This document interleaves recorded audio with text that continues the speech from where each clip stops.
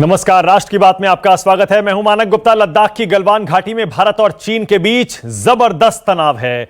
कल रात गलवान घाटी में चीन और भारत की सेनाएं आमने सामने आ गई थीं। दोनों सेनाओं के बीच हिंसक झड़प में भारतीय सेना का एक अधिकारी और 2 जवान शहीद हो गए। चीनी मीडिया की रिपोर्ट के मुताबिक उसके भी कुछ सैनिकों को इस संघर्ष में जान गंवानी पड़ी है। लद्दाख में तनाव के बाद सरकार में बैठकों का दौर जारी है। चीन सीमा पर पैदा हुए हालात की समीक्षा के लिए रक्षा मंत्री राजनाथ सिंह ने आज शाम को एक बार बड़ी बैठक की। बैठक में विदेश मंत्री S Jaishankar, CDS general Bipin Rawat और सेना प्रमुख जनरल एमएम नरवाणे भी शामिल हुए। इससे पहले उन्होंने दिन में भी एक बैठक की थी, जिसमें चीफ ऑफ डिफेंस स्टाफ के अलावा तीनों सेनाओं के प्रमुख शामिल हुए थे। रक्षा मंत्री ने पीएम को भी इस पूरी घटना की जानकारी दे दी है। देर शाम राजनाथ सिंह और विदेश मंत्री एस जयशंकर भी प्रधानमंत्री से मिलने पहुंचे हैं।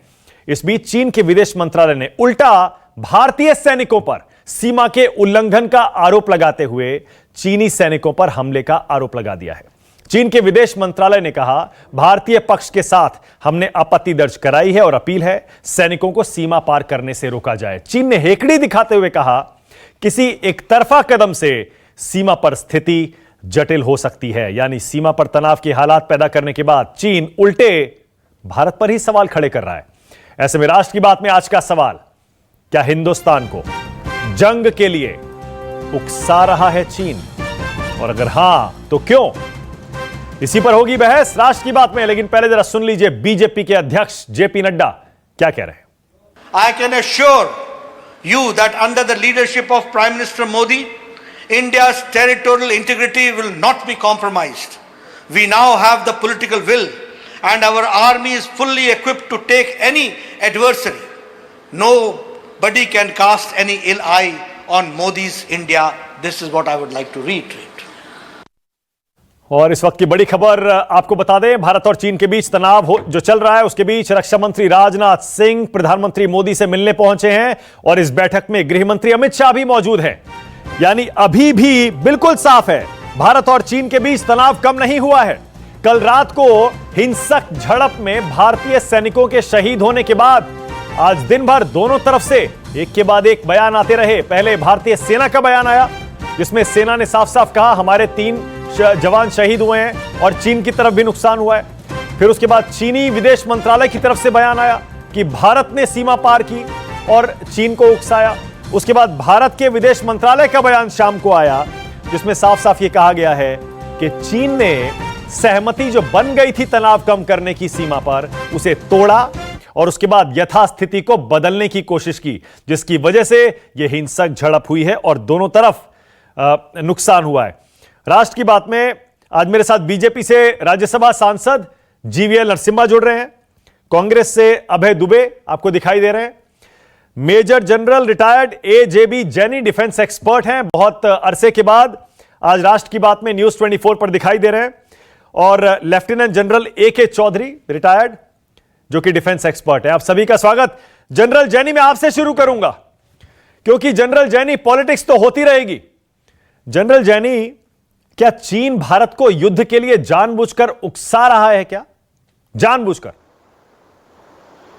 मानक, देखिए, मैं ये तो नहीं कहूंगा कि जानबूझकर उकसा रहा है, लेकिन चीन अपना मुद्दा हल कर रहा है। चीन का हमेशा जो आउटलुक है वो स्ट्रेटेजिक है। चीन का जो एक तरीका है वो सलामी स्लाइसिंग है। सलामी स्लाइसिंग मतलब काटते जाओ काटते जाओ काटते जाओ, दक्षिण पश्चिम की तरफ और दक्षिण की तरफ काटते जाओ, और भारत के अंदर का जो एलएसी का हिस्सा है उसमें अपनी पहुंच को बढ़ाते जाओ। चीन जो है वो स्ट्रेटेजिक सोचता है, और ये जो हरकतें जो करते हैं कोई नई बात नहीं है। पिछले गए साल में मानक चीन ने 400 बार हमारे भारत में इंट्रूजन किया है। क्या 400 बार आपके चैनल ने उसको रेस किया? क्या 400 बार किसी ने उसको रोका?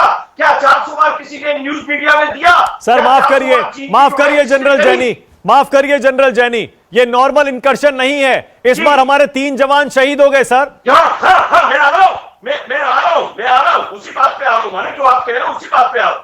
इसलिए चीन का हौसला बढ़ गया कि अरे ये तो चुपचाप रहते हैं, अभी आप मौजूदा वाला ले लो।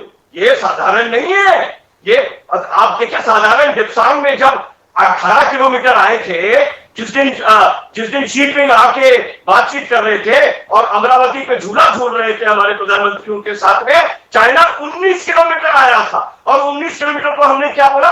This is a perceptional difference of the understanding of the LAC. अरे perceptional difference 9 inch 9 metre 1 kilometre हो सकता है, 19 किलोमीटर परसेप्शनल डिफरेंस है। तो सवाल मैं ये कहना चाहता हूं संक्षिप्त में कि चाइना की हमने हिम्मत बढ़ा दी इस वाले कॉन्फ्लिक्ट में भी, जब से कि उसने 5 जगह पर इंट्रूजन किया, नॉर्थ ईस्ट में किया, लद्दाख में किया, ईस्टर्न लद्दाख में किया, अपना गलवान वैली में किया, पैकेट शो में किया। हमारी अप्रोच थोड़ी धीमी रही, हमारी अप्रोच थोड़ी हल्की रही, हमारी अप्रोच शुरू से ही तगड़ी होनी चाहिए। यहां तक मैं बताता हूं, आपने देखे कितने वीडियो जो कि मुक्का मुक्की हो रही है चाइनीज ट्रूप्स के साथ में और धक्का धुक्की हो रही है, लेकिन स्टेटमेंट क्या आया ऊपर से? ऐसा कुछ नहीं हुआ है। इससे हिम्मत बढ़ जाती है। आज मुझको एक स्टेटमेंट याद आता है, 90s की बात है शायद, जब हमारे रक्षा मंत्री जॉर्ज फर्नांडिस थे, उन्होंने पार्लियामेंट में बोला था चाइना हमारा दुश्मन नंबर 1 चीन है, तब उनकी बड़ी आलोचना हुई थी। मानक सुनो, उन्होंने कहा था China is our enemy number 1 and Pakistan is only a phobia, Pakistan is only a fixation. उनको उनकी जुबान खींच ली गई थी, उनको लोगों ने टोका था, उनको अपॉलोजाइज कराया था, या कैसे कह सकते हैं? लेकिन आज ये साबित हो गया। बिल्कुल सही है जनरल जैनी, साबित हो गया, साबित हो गया, बिल्कुल ठीक है। जीवीएल नरसिम्हा, अभी देखिए कितनी ऋणात्मक, अरे 6 तारीख को बात हुई है। जीवीएल नरसिम्हा, जीवीएल नरसिम्हा, मान लीजिए आज मान लीजिए कि आपने 5-6 साल में चीन के साथ रिश्ते सुधारने की जितनी कोशिश की, चाहे झूला झुलाना हो या फिर इनफॉर्मल एजेंडा के तहत समिट करना हो या कुछ भी हो, वो सब बेकार हो गया। जीवीएल नरसिम्हा, मान लीजिए कि चीन ने भी हिंदुस्तान की पीठ में एक बार फिर खंजर भोंक दिया है। देखिए मानक, ऐसे विषयों पर ये कोई थोड़ा गंभीरता से हमें चर्चा करने की आवश्यकता है। और यह जनरल जैनी साहब जो इस पैनल पर हैं, क्या हम भूल गए? क्या भारत ने क्या रवैया रहा 1960 के समय से? क्या रवैया रहा है? क्या पंडित जवाहरलाल नेहरू ने पूरे अक्सई चीन को हवाला नहीं किया है चीन के ऑक्यूपेशन के पास? हमको युद्ध में हारने के बाद पूरा एलएसी हमको चेंज नहीं करना पड़ा? क्या भारत के पार्लियामेंट में हमने बड़े निर्णय किया कि अक्सई चीन हमारा है, हम इसको हर कीमत पर बचा के रखेंगे? क्या आप वो भूल गए? तो पूरे जनता को याद रखना पड़ेगा, जो एलएसी है, एलएसी को हर हालत में हम भारत मोदी जी के सरकार में ये न्यू इंडिया है, कोई नेहरू इंडिया नहीं है। नहीं वो ठीक है जीवीएल एक सेकंड, आप सही कह रहे हैं, लेकिन मेरा सवाल दूसरा है। जीवीएल मेरा सवाल दूसरा है। जनरल साहब एक सेकंड रुक जाइए प्लीज, एक सेकंड। जीवीएल मेरा सवाल ये है, मान क्यों नहीं लेते आप? मैं जनरल जैनी के साथ हूं इसमें। चीन जब धोखा देता है हम उसे एक्सपोज क्यों नहीं करते? वे एक्सपोज तो कर रहे हैं, और क्या कर रहे हैं? हम इनको उनसे झड़प क्यों हुई? आप तो ये तो समझ लीजिए, आप तो पत्रकार है, क्यों झड़प हुई? क्योंकि हम हमारे एलएसी के अंदर पोस्ट को वो एस्टैब्लिश करना चाह रहे थे। कल रात को डिसएंगेज करने के बाद, वापस जाने की एग्रीमेंट के बाद, वो फिर भी हमारे एलएसी के हमारी तरफ पोस्ट एस्टैब्लिश करना चाह रहे थे, जो हमारी सेना ने नहीं होने दी। तो हमारी सेना की बहादुरी का आपको कम से कम एक शब्द तो कहिए। हमारे लोगों ने जो साहस दी है हमारी आर्मी की, उनकी हौसला बढ़ाने के कुछ बात तो कहिए। नहीं बिल्कुल सही है जीवीएल, इस पर मैं आपके साथ हूं। मैं तो ये कह रहा हूं कि चाइना ने जब हमको धोखा दिया, जितनी बार भी दिया, जितनी बार भी हमारी सीमा में घुसा, जितनी बार भी पीठ में खंजर भोंका, क्या वो अब 6 साल बाद? जीवीएल एक सेकंड, मेरा सवाल बड़ा सीधा है जीवीएल।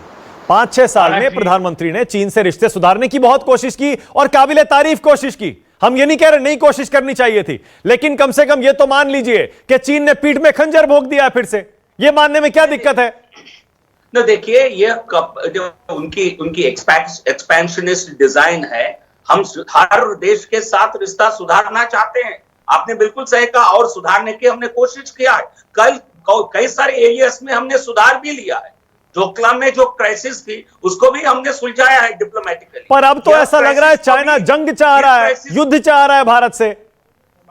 नहीं देखिए, देखिए इसमें हम कोई राजनीतिक बयानबाजी करना ठीक नहीं है, ठीक है? तो इसलिए युद्ध चाहेगा तो युद्ध मिलेगा उनको, पर लेकिन हमारे भारतीय जनता पार्टी और मोदी जी की सरकार रहते हुए किसी हमारे पड़ोसी देश को भारत की जो टेरिटोरियल एरिया के अंदर आकर के घुसपैठ करने की कोशिश करेंगे, हम हर कीमत पर उनसे लड़ेंगे। ठीक है, बिल्कुल सही है। कोई समझौता नहीं होगी। हमारे आर्मी पर भरोसा रखिए, देश के नेतृत्व पर भरोसा रखिए और राजनीति, ओछी राजनीति करना इस देश में बंद होनी चाहिए। नहीं, बिल्कुल ठीक कह रहे हैं आप। अभय दुबे, ये 60 की आर्मी नहीं है, ये 1960 की आर्मी नहीं है। आर्मी को मत कंपेयर करिए ना जीवीएल, आर्मी को क्यों कंपेयर कर रहे हैं? ये तो सही कह रहे हैं, 1962 से हम लोग 2020 तक बहुत डेवलप कर चुके हैं। हम भी कहते हैं उस समय आर्मी की तैयारी नहीं थी उस समय की। हाँ। वो बाद में जो कमिटीज, बाद में जो स्टडीज हुए, जो कमिटी बैठे, उन्होंने खुद। ओके अभय दुबे, आप भी जानते हैं युद्ध जैसे हालात हैं अभय दुबे इस समय वहां पर, क्योंकि शहादत हो चुकी है। 1967 के बाद गोली नहीं चली थी इंडिया चाइना के बीच, और यहां बिना गोली चले 3 जवान शहीद हो गए, और पता नहीं अभी और वहां क्या हो रहा है। और मैं उसमें ज्यादा स्पेकुलेट नहीं कर रहा हूं, तरह तरह की अटकलें चल रही हैं। लेकिन ऐसे में अभय दुबे, युद्ध जैसे हालात में आपको क्या सरकार के साथ नहीं खड़ा रहना चाहिए, आर्मी के साथ नहीं खड़े रहना चाहिए? मानक जी, जो सरकार देश के साथ नहीं खड़ी हो, किसी सूरत में उस सरकार के साथ नहीं खड़े होना चाहिए, देश के साथ खड़े होना चाहिए। मैं पूछना चाहता हूं, आज चाइना हिंदुस्तान का भूगोल बदलने की कोशिश कर रहा है और ये इतिहास से प्रतिशोध ले रहे हैं। क्या ये पूरे देश को नहीं पता था? मीडिया ने पहली बार रिपोर्ट किया कि गलवान घाटी से 80 किलोमीटर साउथ वेस्ट, कई किलोमीटर अंदर अपना साजो सामान लेकर चाइना अंदर आ गया है। उसकी मंशा साफ है, चाइना अपनी चाइना लाइन ऑफ कंट्रोल मानता है और पेगांग त्सो लेक से वो वेस्ट में फिंगर 4 के ऊपर 16,000 किलोमीटर की हाइट अचीव करना चाहता है ताकि हिंदुस्तान वहां से एक्सेसिबल हो। तो हिंदुस्तान को क्या करना चाहिए ये बताइए अभय दुबे। मैं बताता हूं, 1 मिनट सुनिए। ये जो कह रहे हैं ना कि देश के प्रधानमंत्री जी के होते हुए, अरे मैं प्रधानमंत्री जी से पूछना चाहता हूं, जो 2013 में कांग्रेस की सरकार ने चाइना के लिए माउंटेन स्ट्राइक कॉर्प्स का गठन करने के लिए 60,000 करोड़ रुपए का प्रोविजन किया था कि 90,000 सैनिक स्पेसिफिकली हम इस बॉर्डर के लिए करते हैं। वुहान कन्वेंशन में जाने के बाद उस प्रोविजन इसका स्टैंड ऑफ था, दृढ़ता से सेना ने सामना किया। आपकी ओके अभय दुबे, अब मेरे सवाल पे आ जाइए। मैंने आपको बोलने का पूरा मौका दिया। मेरा सवाल सुन लीजिए अभय दुबे। मेरा सवाल यह है, अगर आप कह रहे हैं चीन की सेना भारतीय सीमा के अंदर आ गई, अगर आप ये कह रहे हैं कि हमारे सैनिकों को मार दिया चीन के सैनिकों ने, तो भारत को क्या करना चाहिए ये भी बता दीजिए। बिल्कुल बताऊंगा, लेकिन मैं ये पूछना चाहता हूं इन लोगों से कि 3-fold इंपोर्ट किसने बढ़ा दिया? नहीं, अब मेरे सवाल पे आ जाइए। अरे अब मेरे सवाल पे आ जाइए, क्या करना चाहिए भारत को? देखिए, वही करना चाहिए जो भारत की सेना जिस काम के लिए सक्षम है। अनुमति दीजिए, वो तुरंत सबक सिखा देगी। पूरी तरह आप राजनीतिक दल होने के नाते पीछे हटे और चाइना ने परमानेंट मिलिट्री इंफ्रास्ट्रक्चर बनाया। आंखों में धूल झोंकना बंद कर दे सरकार। क्या ये नहीं हुआ? ओके, जनरल सीतारमण जी ने हाउस में इस बात को स्वीकार किया। ओके जनरल चौधरी, एक सेकंड रुक जाइए। जनरल चौधरी, एक और एक्सपर्ट की राय, पॉलिटिकल डिबेट पे फिर लौटूंगा। जनरल चौधरी, आपके हिसाब से चीन क्या युद्ध के लिए जानबूझकर उकसा रहा है क्या भारत को? हाँ, मैं ये सबसे पहले ये बताना चाहता हूँ कि अभी पॉलिटिक्स छोड़ दीजिए, पहले मैं प्रोफेशनल बातें बताता हूँ। मैं इस देश का डीजीएमओ भी रह चुका हूँ और इस बॉर्डर को मैं एक एक पग जानता हूँ। आज की तारीख में जो कार्रवाई हुई है, इसमें दोनों देश, चाहे वो चाइना हो चाहे वो हिंदुस्तान हो, ये दोनों के लिए ये फायदा नहीं है और ना ही ये दोनों लड़ सकते हैं। ये अगर किसी को शक है कि चाइना आके बहुत कुछ कर लेगा तो वो भी गलतफहमी है। दूसरी बात कि जो टेरिटोरियल डिस्प्यूट चल रहा है इतने सालों से, ये बहुत ही कॉम्प्लेक्स है। इसको आप पॉलिटिक्स से मत जोड़िए। ये पिछले 60 साल से ये चल रहा है, जब से हमें आज़ादी मिली, जब से ये लाइन ऑफ एक्चुअल कंट्रोल बनी, तब से चल रही है। और उस समय से मैं इसकी एक एक फाइल जानता हूँ। उस समय से सभी सरकारें उसको नजरअंदाज करती आई हैं और उसके ऊपर कभी भी कड़ी कार्रवाई करने की कोशिश नहीं की गई, उसको ढक दिया गया। अब आज की तारीख में वो ढका नहीं जा रहा है, उसको कॉन्फ्रंट किया जा रहा है। इसलिए इस तरह की कार्रवाई काफी मेरे हिसाब से होना जरूरी था और अच्छा है, हो रहा है, क्लैरिटी आ जाएगी। ओके। तीसरी बात बताना चाहता हूं कि मेरा व्यू ये है कि अभी भारत को स्टेडफास्ट रहना चाहिए। जो हम इंफ्रास्ट्रक्चर बना रहे हैं उसको कंटिन्यू करना चाहिए और इस केस में जो अभी हुआ है, चाहे हमारे कैजुअल्टी हुए हैं या चाइना के हुए हैं, इसको अभी उसी तरह से स्टेडफास्टनेस से कार्रवाई करनी चाहिए। सर, चाइना की तरफ से कुछ एक लोग ये कह रहे हैं, चाहे वो जर्नलिस्ट हो या वो कह रहे हैं कि हमने अपनी तरफ कितना नुकसान हुआ, कितनी कैजुअल्टी हुई, वो हमने इसलिए नहीं बताया क्योंकि हम लोगों की भावनाओं को भड़काना नहीं चाहते, जबकि हमारी आर्मी ने साफ साफ मान लिया कि हमारे 3 जवान शहीद हुए हैं। आपको क्या लग रहा है सर? ये दोनों तरफ से, हमारा तो लोकतंत्र है, हमें पता है कि हमारे यहां ना कुछ छुपाने की कोशिश की जाएगी और ना छुपाया जा सकेगा, लेकिन चीन ये छुपाने की कोशिश क्यों कर रहा है? हाँ, पहली बात, इंडियन आर्मी पूरी दुनिया में इस चीज के लिए फेमस है कि वो हमेशा सही बातें बोलती हैं। हम कभी किसी चीज को छिपाते नहीं हैं। ये पूरी दुनिया को ज्ञात है कि हम अटैक कभी किसी पे नहीं करते हैं, लेकिन हम किसी को अंदर 1 इंच भी नहीं आने देंगे। इसलिए आज की तारीख में अगर हमारे 3 कैजुअल्टी हुए हैं तो हमने मान लिया है। हाँ। एक बात और बताऊं आपको, चाइना, मैं इनको 40 साल से पढ़ रहा हूं, ये कभी भी कोई चीज अचानक नहीं करते। ये हमेशा फुली प्री प्लान्ड कार्रवाई करते हैं और ये कहना कि अचानक हो गया, ये गलतफहमी होगी। इसलिए इसको डील करने के लिए हमारे पास उसी तरह से तैयारी करके इसको डील करना पड़ेगा, ये हड़बड़ी में नहीं है। ओके, बहुत बढ़िया। एक आखिरी बात सुन लीजिए। ऑन ग्राउंड इंडिया की फोर्सेस जो हैं वो इतनी स्ट्रांग हैं ऑन ग्राउंड, जो चाइना उसको कुछ नहीं कर सकता है। ये बात पूरी दुनिया जानती है और चाइना भी जानता है। जिस जगह पे कितना फोर्स चाइना ला सकती है उसको काउंटर करने के लिए इंडिया के पास उतना ही फोर्स है या उससे ज्यादा है।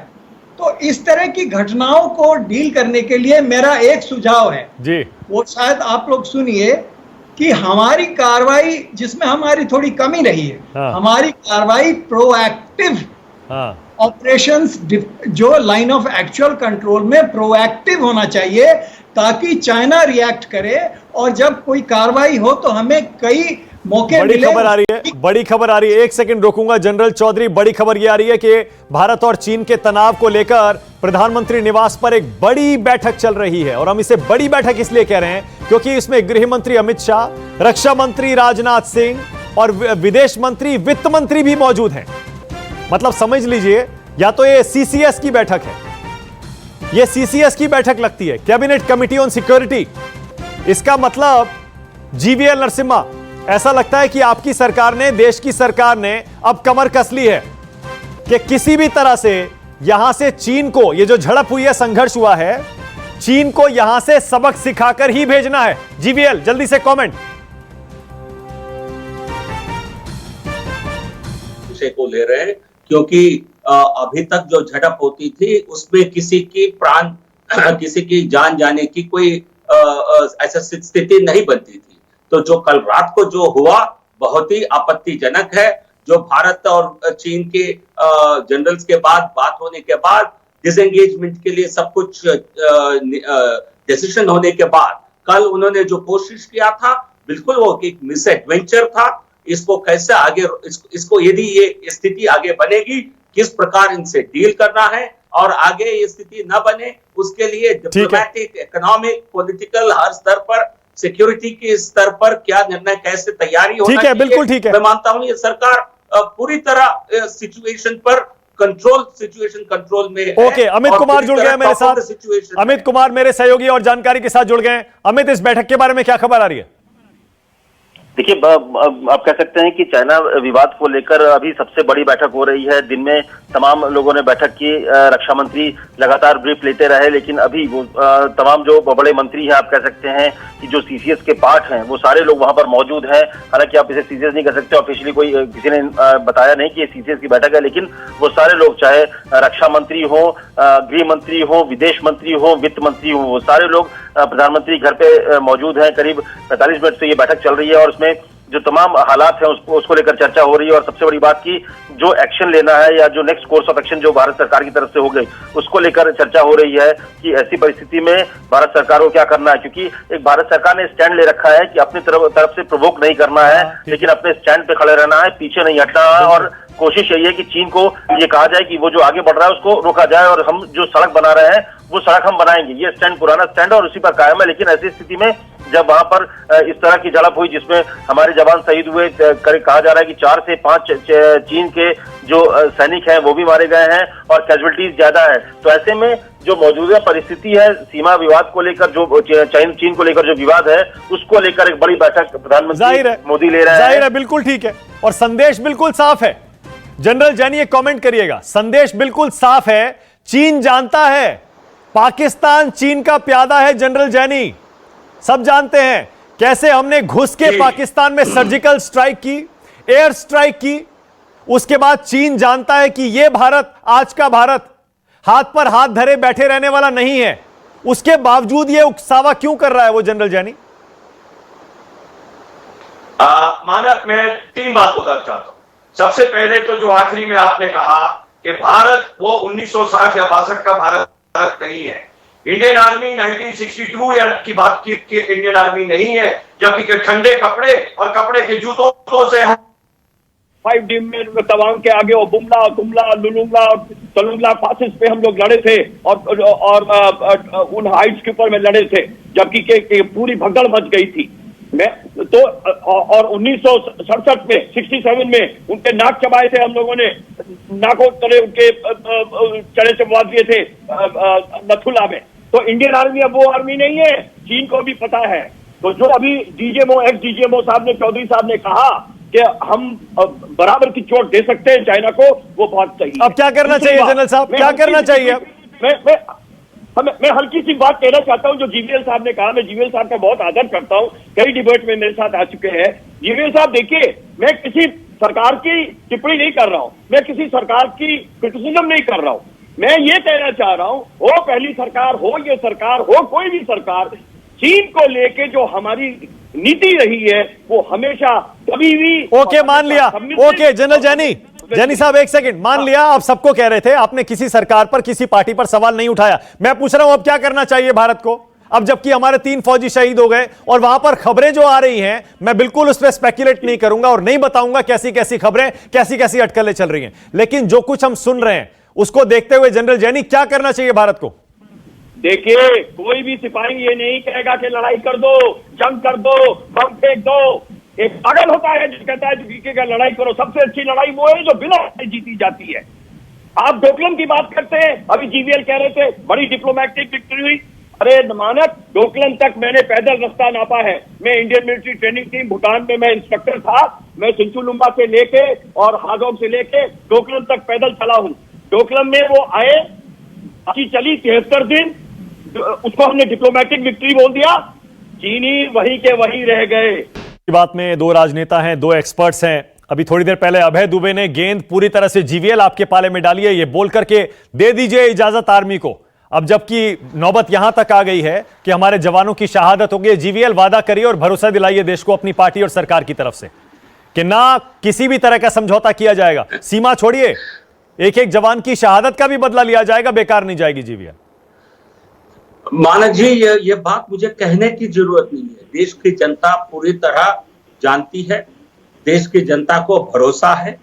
मैं कोई राजनीतिक बयानबाजी नहीं करना चाहता हूं, लेकिन देश की जनता को आप सही कह रहे हैं। पाकिस्तान के खिलाफ हमने जो किया, सर्जिकल स्ट्राइक, एयर स्ट्राइक, आप सही कह रहे हैं, लेकिन ये चीन है, ये चाइना है। हमारे लिए भारत की जो टेरिटोरियल इंटीग्रिटी है वो हमारे लिए सर्वोपरि है। वो किस नेबर हमारे ठीक है, ओके इंटीग्रिटी ओके, मेरे पास टाइम खत्म हो गया सर, माफ करिए, मुझे पता ही ऐसी बहस है जो अभी चलने वाली है, क्योंकि मेरे पास खबर यह आ रही है शायद भारतीय सेना एक और बयान जारी करने वाली है। जी हां, भारतीय सेना एक और बयान जारी करने वाली है, क्योंकि आप जानते हैं प्रधानमंत्री के घर भी एक बैठक चल रही है, उस बैठक के खत्म होने का इंतजार है, जिसके बाद शायद सेना का यह दूसरा बयान सामने आ सकता है। इंतजार करिए, न्यूज 24 पर हमारी नजर भी इस खबर पर बनी रहेगी। बहुत बहुत शुक्रिया जीवीएल आपका, आबे दुबे, जनरल चौधरी आपका और जनरल जैनी।